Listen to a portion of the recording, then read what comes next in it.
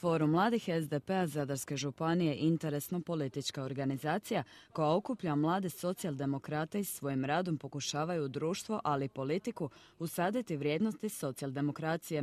Prije same konvencije okupljenima su se obratili gosti koji su istaknuli ulogu koju mladi igraju u kreiranju politike SDP-a, te veliku zastupljenost mladih u stranačkim tijelima na izbornim listama stranke, a među njima su bili saborska zastupnica Ingrid Antičević-Marinović, članica glavnog odbora SDP-a Sabina Glasovac, predsjednica županijskog SDP-a Zadarske županije Renata Sabljak-Dračevac.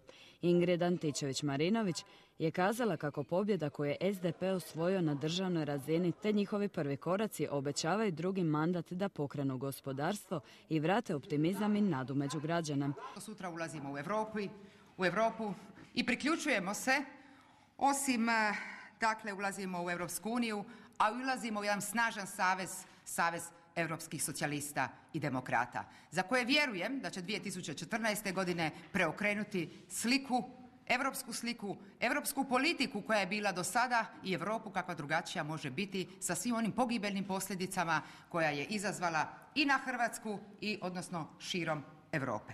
Bez ideologije i snova nema pomaka, istaknula Antičević-Marinović. Bez ideologije, bez snova, ne samo ono što ćemo sutra napraviti kao vlast ovdje u Hrvatskoj, a preksutra u Zadru kao vlast, a nadam se i šire i u pojedinim općinama i gradovima,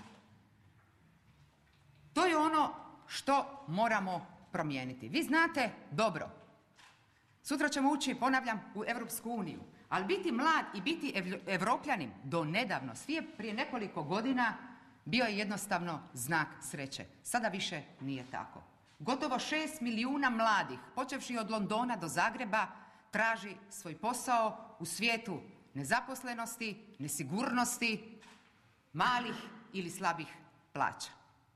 Prema tome, mi moramo mijenjati, a sve više mladih ljudi okreće se anarhističkim pokretima, njih je lako izmanipulirati prema nekom ekstremizmu, radikalizmu i zato je prema političarima, a to ste i svi vi, mladi političari, ali vi svi zajedno, pogotovo mi, socijaldemokrati, ne može se živjeti bez ideologije, a ideologija je naša da svaki čovjek dobro živi.